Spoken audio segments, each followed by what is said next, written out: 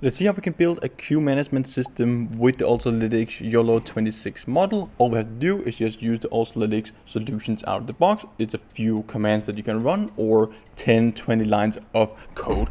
This is pretty cool where you can track people like in multiple queues, a queue management system. You can determine which queues should the next people go into. You've probably seen it in airports, like lines for security in airports, could be for concerts, bigger events and so on. That would be pretty cool to have a queue or a vision-based queue management system. So you can get all of it running with Ultralytics in just a few lines of code, and then you can build the logic on top of it. So like queue time, how long are people staying in queue, what is the throughput, all these different analytics can be applied on top of it.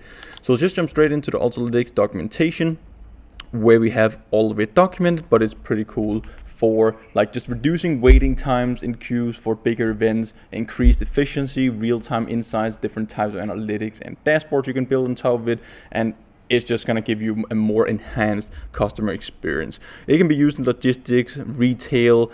All you have to do is just use the CLI tools with the solutions. You just provided the points and also the video source, or you can run it with our Python code. So I'm just copy pasted this example into my code editor, and I'm going to show you how we can run it and also just define the points. So we need the model, we need the points to initialize it, and that's everything. You can have multiple regions for the queue management system that you're building out, and then we need to run object tracking so we're not double counting. We can track how long our track ID is staying within the queue and so on. So these are very important points and ways to use the system when we're building projects.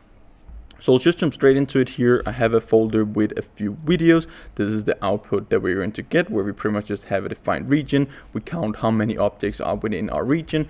We're doing object tracking on top of it, so we can see we get our track IDs. These people are very close to each other. Sometimes we're getting some flickering. You can tune the tracker as well, or use a more heavy tracker. So we can see people going out of the queue, coming into the queue, and we are pretty much just counting how many are in the queue. You can also define a region over here, for example, and then you can have multiple queues.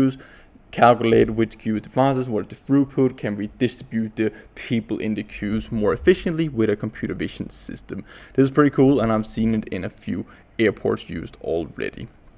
So let's go back into our Python code. All we have to do is set up the solutions from Ultralytics. From Ultralytics import solutions, you can check out the source code, you can modify it yourself, make any modifications that you need for your project if you just go inside the GitHub repository for the solutions.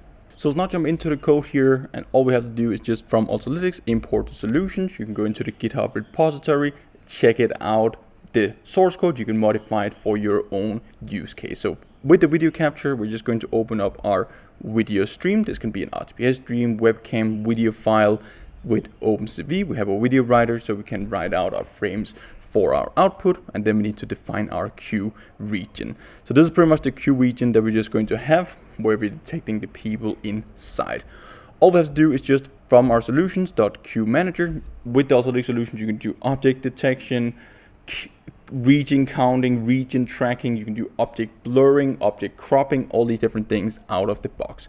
So we want to show the results while it's running. We have the model, the YOLO26 nano version. You can also bring your own models or just specify any of the Ultralytics models out of the box, and it will download automatically on the first run. Then we need to define our queue region. This is everything that we need to initialize our queue manager object. Then we have our main loop just opening up our video capture. It reads in a frame, sends that frame to our queue manager, and we get the results back. Then you can access the results directly from this results variable. We have a plot image, so this is the output image with all the visualizations, but you can also extract all the metrics. So you can pretty much just have a large language model, Claude Code, Codex, whatever tool that you're using. You can send it in here and just tell it to build this other business logic on top of it. For example, a queue time, throughput. You can have multiple queues. How do you distribute it in the best possible way? These analytics, you can even build a dashboard on top of it. So just feed that into it. You will get a few prompts, and then you have the full system built out. We're going to write the results into a video writer so we can just see our output results. That's everything that we need. So then we can just go down and run our Python script. So our queue management.py, and it will download the model on the first run, and we can see we get all the outputs out. So for example, from the Ultralytics solutions, we have the source, we have the model, we have the classes, confidence score, all the lines. So this is all the visualizations that you can extract as well, and we can see we're running around 35 milliseconds tracking, so 30 frames per second, even a bit more. while we're running this system. So you can fine tune the region, you can define the region however you want, you can have multiple regions, just specify these different coordinates. Now we can see we have 3-4 people, depending on if we include this guy here at the end of the line. You could probably shorten the region a bit more.